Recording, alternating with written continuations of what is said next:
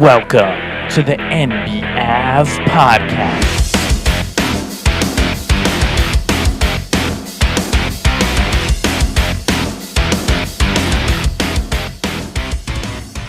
Welcome back to NBAV, the NBA Avenue podcast, where we had a night off last night. Now, it probably didn't feel like a night off because, yes, there were a lot of festivities happening, and it's very exciting. It's hard not to be swept up in all of the election nonsense that goes on, and I call it nonsense because it's just complicated. It's hard to know what's happening. Even we're all watching the same media, we're all watching different channels, but they're saying the same things, and they're saying, hey, it looks like it's going this way, but then there's an undercurrent saying it's going to go the other way, or we don't know, and then suddenly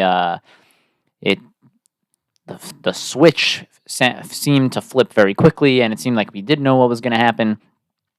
And the whole process is a little convoluted and crazy, but in the end, it does certainly capture the attention of everyone. And it's probably for the best that there were no NBA games. Well, first of all, it allows the players to partake, but also because, let's be real, the attention wouldn't be there. It would be very hard to watch NBA games in the middle of everything that went on last night with the election. And now we get to take a step back just for a minute, see the standings without reviewing any games from last night, and we can talk about the lay of the land. Starting with the Eastern Conference, you have the tale of two worlds. You have at the top of the conference the Cavaliers and the Celtics. The Celtics are there, which we knew was going to be the case. They're 7-1. They already start off with an 87.5 win percentage. We knew they were going to win 80% of their games. The Cavaliers, we didn't know quite that they were going to do this, but they managed to run off 8 impressive victories. 8-0. And after the Cavaliers and the Celtics, the next best team in the league is 3-3. Well, the next best team in the conference is 3-3. And that's the Miami Heat and the New York Knicks. And then the Brooklyn Nets are 4-4. So just by virtue of running off 8 games to start the season, the Cavaliers put themselves in a tremendous position. Tremendous. They are 5 games up on anyone not named the Boston Celtics. Minimum, they're 5 games up. That puts them in an incredible position. It puts you in a position where no matter what happens with health, you're okay. You can resituate yourselves. Now, I don't think anybody's particularly scared of the Cavaliers as the 1 seed. If things were to go on and continue and the Cavs were to get the 1 seed at the end of the day, I think there would be a lot of teams lining up to play them in the first round. Everyone would rather face the Cavaliers than face the Boston Celtics. I don't even think that's a question. Who in the world wants to face the Celtics, the reigning NBA champions, the tougher team, the better team? Sure, the Cavaliers got 8 victories, and it's very impressive, and it's awesome for them, but nobody's scared of them. Until they do something in the playoffs, until they prove that they have the Garland-Mitchell piece figured out, until Mobley and Jarrett Allen show in the playoffs that they are ready to win games and series and go to the finals, no one's going to be scared of them. They could be 82-0 and no one's scared of them come playoff time. That's at the top. And then at the bottom of the conference, you have the Milwaukee Bucks at 1-6 and the 76ers at 1-5. Now the Sixers aren't winning games because Embiid's not playing. And then he's also going to be suspended an additional 3 games, so he's not going to play for perhaps even longer than he was thinking. And then the Milwaukee Bucks are 1-6 because half the time they play terribly, and when they do play well against really good teams. So they end up losing anyway. Like they lost to the Celtics in a close one. They lost to the Cavaliers in a couple of close ball games. So they either don't show up, or they show up and it's not enough against the elite teams in the NBA right now. So the Milwaukee Bucks are panicking. They don't know what to do. They don't know how to dig themselves out of this hole. And the 76ers are just waiting to get Embiid back, and hopefully they'll start winning some games because Paul George is probably not enough to actually make a real dent record-wise in the NBA. But it's very early. The Sixers and the Bucks both have great shots, especially because you have the Raptors, the Hornets, the Wizards, the Pistons, the Hawks, the Bulls, the Brooklyn Nets. None of them are really supposed to have good seasons. And then you have a team like the Orlando Magic losing Paolo Banchero. They're barely going to win any games from here out. So yeah, they're 3-5 right now. They've lost 4 in a row. They lost the last game that Banchero was there, and then they lost the next 3 ensuing games. So Orlando is going to be falling out of it very, very quickly without Banchero. So the Sixers and the Bucks can easily climb above the Raptors, Hornets, Wizards, Pistons, Hawks, Magic, Bulls, Nets. That's 8 teams right there. The only teams that you really have to worry about is the Cavs, the Celtics, the Heat, the Knicks, and the Pacers. There's only really 5 solid teams. So the Bucks and the Sixers can certainly make up ground, but the Sixers are going to need Embiid back, and they're not going to have him for a few more games. And the Bucks are going to have to start running together some wins, or it's going to get really depressing. Well, it already is, but it's going to get even worse. The Bucks have lost 6 games in a row. A team with Giannis has lost 6 games in a row. That's like a call for national disaster. And then you have your mid teams right now in the East. You have the Miami Heat, who just lost a tough one, a really tough one to Sacramento, where DeMar DeRozan put the team on his back in the fourth quarter, at the end of the fourth quarter, and then Domantas Sabonis got the timely rebound and the incredible putback for the win. And I would I would cash in all of Domantas Sabonis' double-doubles. Who cares about the double-doubles? Give me more of that.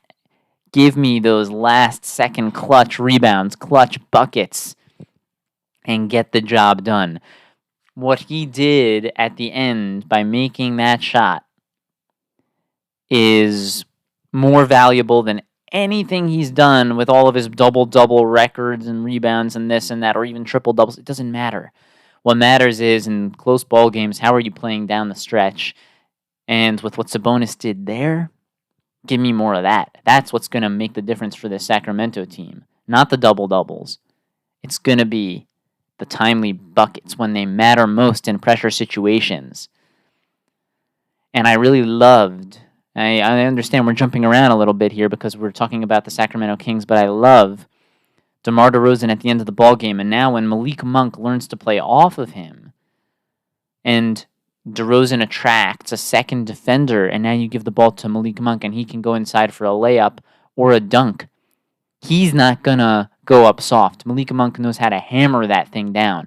So now that you have DeRozan getting comfy, and Malik Monk starting to realize, hey, I don't have to do everything at the end of a ball game here. If Fox isn't on, I can play off of DeRozan. That's going to be great. If they can continue to unlock that, that'll be really valuable for them. And then integrate Fox in there as well at the end of the game. I know that Fox is going to have the times in the game where he's dominating for stretches, but at the end of the game, it seems clear that DeRozan's the man. And if Monk and Fox learn to play better off him, as they're starting to, wow, that'll be really potent for Sacramento. So I love that. And that's how they beat the Miami Heat. Miami really dealt several knockout blows to Sacramento in their last game, and it was only through sheer heroics from DeMar DeRozan that they were in that game in position to get that final putback from Sabonis there. The Heat probably should have won that game, and then they would be 4-2, the clear, decisive 3 seed in the East. So Miami's doing pretty well. The Knicks, also, I wouldn't worry about them whatsoever. Sure, they lost a close game to the Rockets in their last one, but I wouldn't worry about them because the Rockets got the benefit of some foul calls. They got a couple of favorable calls for Şengün to go to the line, and sure, the Rockets won that matchup. But if they were to run that back 10 times, I think the Knicks would win 70% of it. And the Rockets, that was one of the 30%. That's how I'd look at it, because the Knicks played well. They got a Mikal Bridges 3 from the corner right in the final 2 minutes, which is a great sign.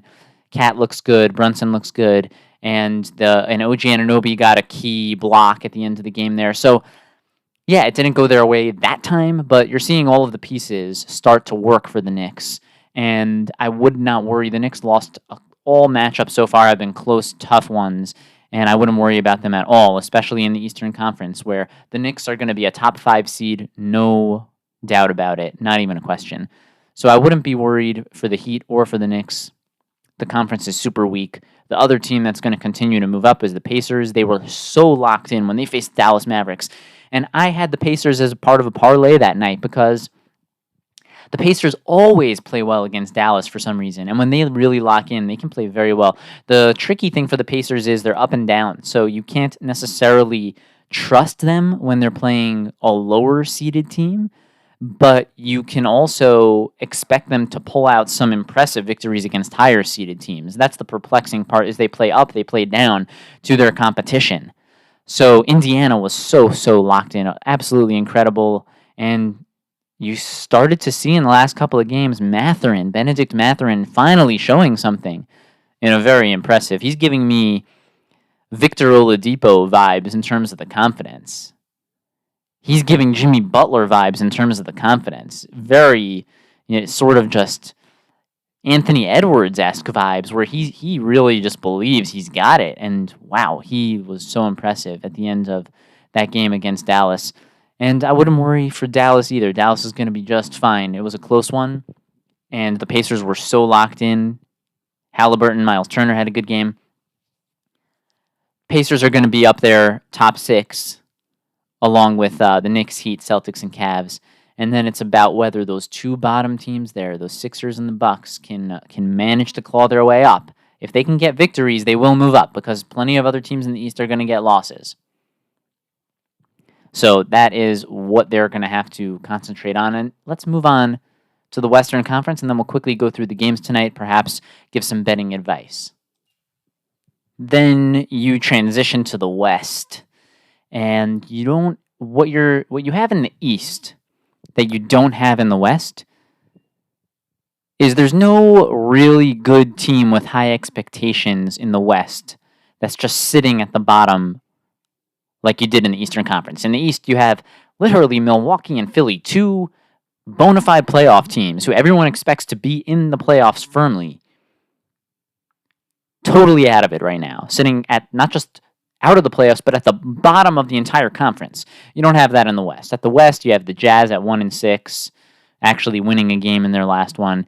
You have the Pelicans, who are just destroyed, ravaged by injury. So yeah, maybe they would be in the mix, but they weren't a lock. Nobody was a lock in the Western Conference. The Pelicans certainly not. They were a team that could be around the play-in area. Maybe they could get up to a 6 seed if their season went perfect, but they're not on the level of the Milwaukee Bucks, where you have borderline championship hopes to start the season, and then you're just in the basement, in the cellar. So the Pelicans, sure, they're at the bottom, and then you have the Blazers, the Spurs, the Clippers. None of those bottom 5 teams really had championship-level aspirations, whereas in the Eastern Conference, the Sixers and the Bucks certainly did, and now they're just sitting all the way at the bottom. But at the top, you have the Thunder, the dominant team of the league, 7-0. You have the Suns, who made only a couple of moves, and those moves have been so impactful, and they pull out another phenomenal victory right there at the end in their last one against the Clippers. Against the Blazers. The Blazers put up a good game, and the Suns were losing, but the Suns pulled it out. And look, you could say, hey, it's the Blazers. The Suns are expected to win. But sometimes in the regular season, you lose games that you're expected to win. And they certainly lost a lot of those games last year and in the fourth quarter. And it's a great sign that the Suns are able to fight at the end of the ball game. And on the back of Kevin Durant, once again, they win another close one. So the Suns start off 6-1. The Warriors, 6-1, winning their last 4. So at the top of the West, you have 7 in a row for the Thunder, 5 in a row for the Suns, and 4 in a row for the Warriors. They get Curry back. They win another one. And they took advantage of their easy part of their schedule, and their next 4 games are going to be absolute murderer's row. So they're in good position that they built up that lead, and now regardless of what happens in the next 4, you have to take them seriously as they are in the gauntlet no matter what. The Rockets, 4-3. That's about where you'd expect them to be. The Mavericks are 4-3, but I wouldn't worry, because I expected a slow start from them and for them to pick it up as they went on. They didn't start slow. They just haven't, been near perfect, but they look good. I wouldn't worry about them whatsoever. Their other pieces are starting to work well. Najee is starting to work well. The game against the Pacers was a great game. No shame in losing that one. The Pacers played an incredible game down the stretch, and Dallas is going to be totally, completely fine. So I wouldn't worry about them whatsoever. You have the Lakers, who are 4-3 now. Things are looking inconsistent. They're getting back to their old ways. And JJ Redick had better strap up, because it's not looking like it's going to be the breeze that it was going to be after the first 3 games when they were undefeated. Then you have the Timberwolves at 4-3.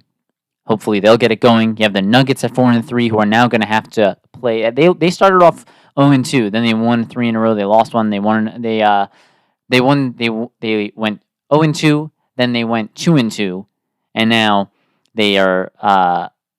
So they ended up. They lost 2, they won 2, and now they're ended up at 4-3 here, winning the last 2 games in a row. Now they're going to be playing not just without Jamal Murray with the concussion, they're also going to be playing without Aaron Gordon.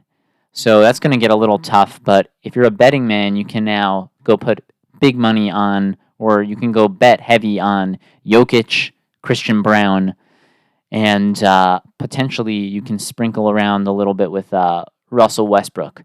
Now, you get horrible odds on Michael Porter, so I wouldn't go too much in that realm, but I would say Jokic and Christian Brown, probably the players to lean on if you want to bet on some props. Then you have Sacramento, 4-3 as well. So there's the gauntlet, and then you have the Grizzlies at 4-4, and then followed by the Clippers, the Spurs, the Blazers, Pelicans, and the Jazz. So the team that is the most disappointing, for sure, the Pelicans. But it's injuries. It's totally injuries. Now, I don't think they would have been that great either way, but now at least they have an excuse. And it'll be interesting to see what happens if they continue to lose ball games, because they certainly have a lot of pieces that have a lot of value on that franchise. And then you have the Grizzlies, who are they're figuring it out process, but the Grizzlies are right there. All of these teams are right there. The Grizzlies, the Kings, the Nuggets, the Timberwolves, the Lakers, Mavericks, Rockets. They're all bunched up in the gauntlet.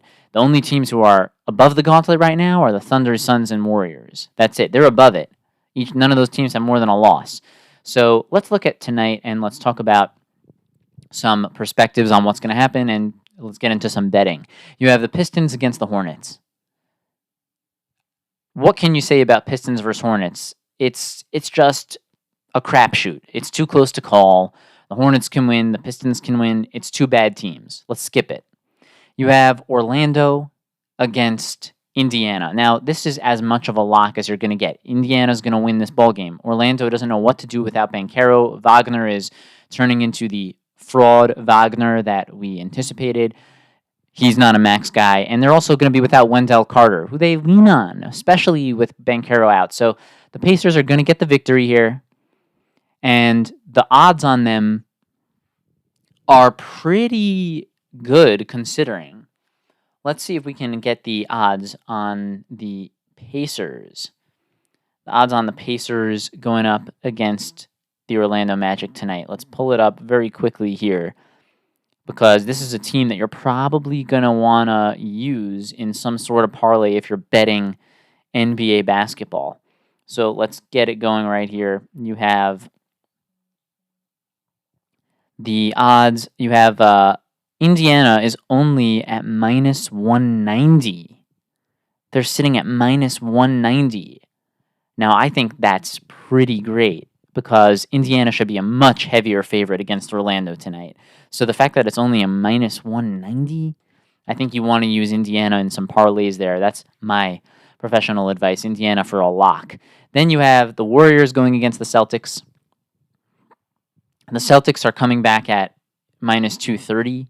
So I wouldn't use the Celtics too much. I mean, why are you not getting better odds on the Celtics? Why are the Celtics only minus 230? Wouldn't you expect them to be bigger? So maybe you should use the Celtics. The Celtics and the Pacers actually have pretty good odds, considering I would have thought that they'd be bigger favorites than they are. The Warriors, I wouldn't bet on them tonight. Only getting a plus 190 odds against the Celtics, because the Warriors started off so hot. This is a Celtics. If you're going to bet on this, you for sure take the Celtics at the minus 230. Then you have the Knicks going up against Atlanta. The Knicks are pretty steep favorites at minus 280. Come back on the Hawks at plus 230. So I would probably stay away from that one.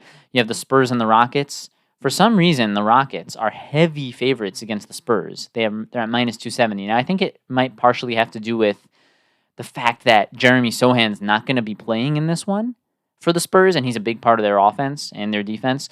So that's probably why the Rockets are such a heavy favorite. But these teams have already played each other twice, and they split those games, I believe. So This is going to be their third time in just a young 7-8 game season, so you'd think this is going to be close regardless.